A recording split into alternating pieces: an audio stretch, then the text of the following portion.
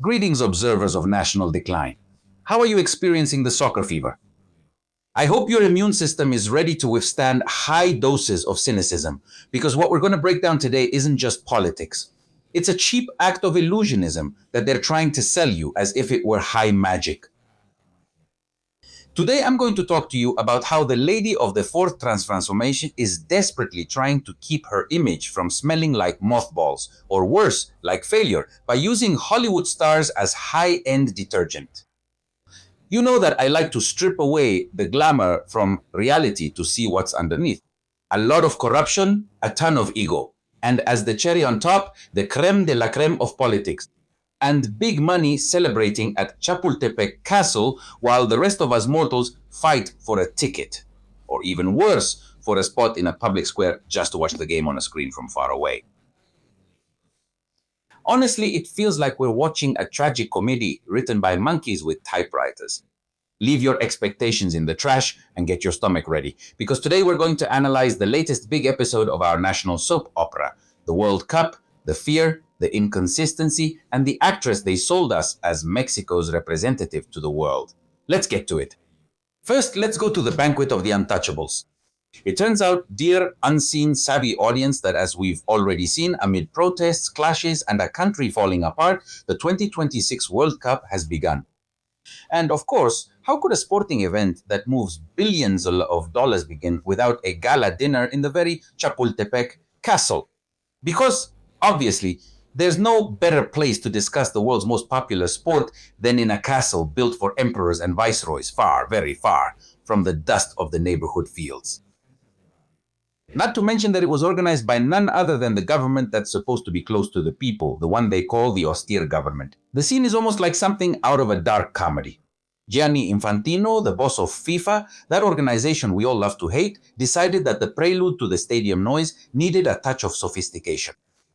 Everyone was there. Mrs. Claudia Sheinbaum, the usual businessmen. You know, the ones who never lose, and that crowd of socialites who show up in every photo where there's free champagne. They were there, like at every event, humble and close to the people. The slim Domit family, Arturo Elias Ayub, basically the cream of the crop of those who really make the decisions in this country. All well-groomed, well-dressed, toasting to the brotherhood of soccer. How beautiful soccer is when you have a chef like Eduardo Garcia from Maximo Bistro designing your menu instead of a Milanesa sandwich outside the Azteca. There's no doubt that irony is an extreme sport. What makes me laugh the most about this whole pantomime isn't that they get together. It's the choreography of power. Infantino with that smile that looks permanently fixed with Botox, talking about the global football community. While around him, there were regional dance performances and a drone show.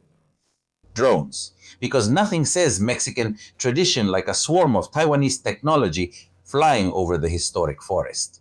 But the climax of the night, the moment when irony reached stratospheric levels, was when they had Alejandro Fernandez sing El Rey. You realize? The president of FIFA, the man who has turned soccer into a money-making machine at the expense of the fans, listening to El Potrillo sing, I have no throne, no queen, no one who understands me.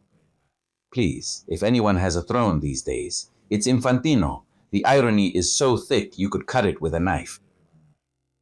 I wonder, why didn't the Presichachis and her spokespeople promote this event like they did with the joke of going to watch the game at a sports center in a city borough? You know I like to ask myself things on air. Anyway, that brings me to the next topic. Ever since politics has existed, mediocre people have needed to ride someone else's coattails. It's nothing new. It's the old reliable trick. If your administration is dull, boring, or frankly disastrous, don't try to improve reality. That takes a lot of time and, well, real work. Instead, look for someone who has the qualities you lack and use them as a human shield. Or better yet, as a living Photoshop. The politician's handbook is simple. Find a major celebrity, someone people love for reasons unrelated to intelligence or politics.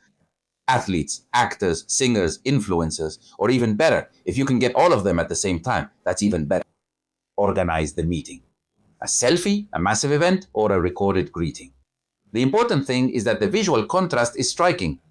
The stiff politician next to the charisma he lacks. Sell the narrative.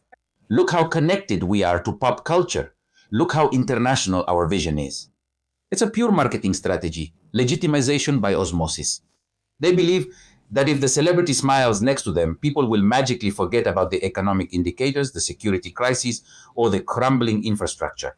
Or in this case, that we live under a narco state. And here we enter the territory where the irony becomes so thick you can almost chew it. Mexico is no exception to this circus. In fact, we're the ringmasters. The recent participation of Salma Hayek in the opening of the 2026 World Cup has left us with an image that, if it weren't so tragic, would be a gem of dark comedy. We have the current administration, which bases its entire identity on Republican austerity, on the discourse of we are not the same, and on hatred of neoliberal elitism, turning to Salma Hayek to try to what exactly? What do they need her for? The answer is obvious: to clean up their image. The fourth transformation, and especially Claudia Sheinbaum's administration, is feeling the pressure of a government that, no matter how much they try to dress it up with morning press conferences and rosy numbers, does not connect with the reality of a Mexico that feels adrift.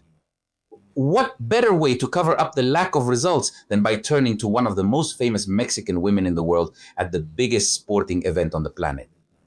It's the World Cup of masks, Salma as the stand-in president and the shipwreck of a government. In the fourth transformation, they're not after reality, they're after political gymnastics. And the one at this inauguration was truly Olympic level. Cowardice has a name. Let's make it clear, no sugarcoating. Claudia Sheinbaum didn't go to Estadio Azteca. Yes, that's still its name. I don't care how many times they want to change it. It wasn't because of her schedule. It wasn't because of too much work, which we already know she doesn't have much of. It wasn't because of that. It's because she's panicking. The fear of being booed by a full stadium is the Achilles' heel of this administration. And that's where the spell wears off.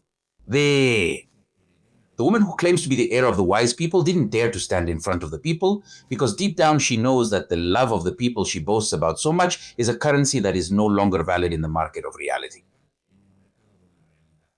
So who runs the regime when the boss doesn't want to show her face? Well, they send the wild card Salma Hayek.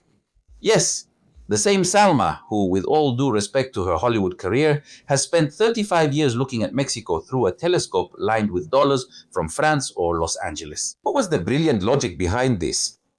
Did they think that just because Salma puts an Instagram filter with a Mexican flag, people would forget about inflation, shortages, and insecurity? It's the perfect definition of aesthetic opportunism. Salma doesn't represent everyday Mexico, the people who get up at 5 in the morning to go to work. Salma represents the Mexico they like to show off, the brand of Mexicanness they market abroad, the postcard version without poverty, the kind of narrative that doesn't make anyone uncomfortable. And here comes the best part, the plot twist nobody asked for, but we all knew was coming. They told us that the Chachi's ticket, a ticket that of course never existed, was meant for an indigenous woman. They sold us the image of humility, of inclusion, of siding with the forgotten, a beautiful narrative for the morning press conference and the bought-off media, right? But as with everything in this government, the reality was just a flimsy cardboard cutout. It turns out that that ticket meant for the people ended up being taken by a Hollywood star. The indigenous girl was probably watching the show from a seat while Salma posed with Gianni Infantino. The real political genius, if anyone in there actually has two brain cells connected, would have been to bring that girl. It would have been a masterstroke of public relations, a powerful message. But no, that level of strategy requires empathy. And empathy isn't in the instruction manual of the fourth transformation. But this is where the narrative short circuits. The aesthetics. There we saw Salma dressed in Gucci, a brand that is the epitome of everything the official narrative despises or pretends to despise. The message, that American accent that caused so much noise, isn't a criticism of the person, of Salma. Everyone speaks however they want, but it's a slap in the face to the rhetoric of pure Mexicanness and the stale nationalism so heavily promoted by the regime. The inconsistency. Are we witnessing a profound transformation, or is it just the same old elite playing with power as if it were a toy? It's a walking contradiction. On one hand, they preach the humility of the wise people, and on the other, they use the cosmopolitan Hollywood symbol to validate their international status. This is, without a doubt, when desperation dresses up in its finest. What this reveals beyond the anecdote is a deep insecurity.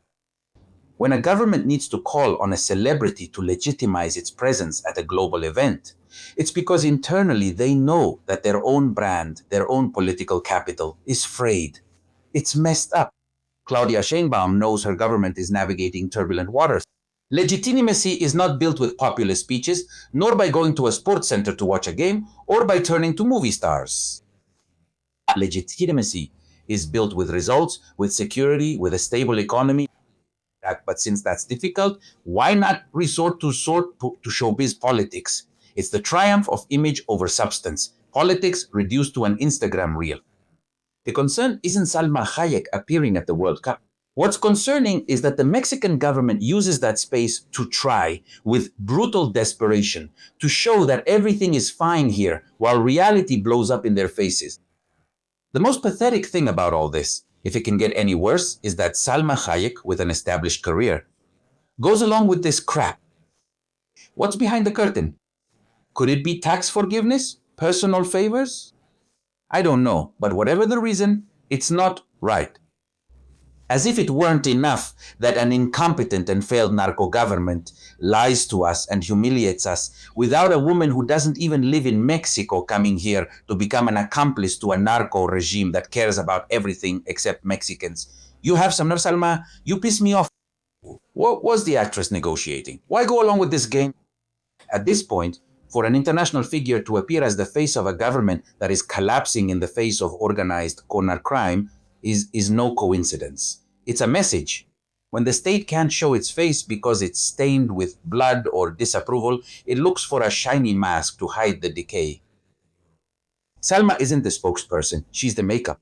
And makeup, no matter how expensive it is, can't cover up the gangrene of a regime that has turned foreign policy into a circus where we are the animals. Disappointed? Me too. Surprised? Not at all. This government doesn't build bridges, it builds walls of propaganda so they don't see that the country is slipping out of their hands. They were quick to talk about the poor first, but when it's showtime, they prefer the elite. The question I'm leaving you with goes beyond that, and it's one the followers of the fourth transformation surely won't want to answer. Do they really think that a Hollywood actress wearing thousands of dollars in designer clothes is going to solve the government's credibility crisis? Or could it be that deep down this regime loves neoliberal elitism as much as anyone else, as long as they're the ones in the picture? I'll leave that for you to think about while you watch your tax money disappear into political marketing strategies instead of real infrastructure. Don't take my word for it. Believe what you see. In the end, this event isn't for the fans. It's not for the kid who saved up for 2 years to go to a game. It's a statement of principles. We're the ones in charge. We have the castle. We have your money to do whatever we want. And you have permission to watch us on TV. Well, and that's if we want to while we make a toast. It's fascinating to see how they use our history, our Chapultepec castle as a luxury set so the elite can feel comfortable. They have the politicians pose, the businessmen lobby, and the celebrities entertain the parade of vanity, all under the pretext of sports. What a nice little shit show. Salma took the photo for her ego collection. Sheinbaum took the fear, and we were left with the same question as always.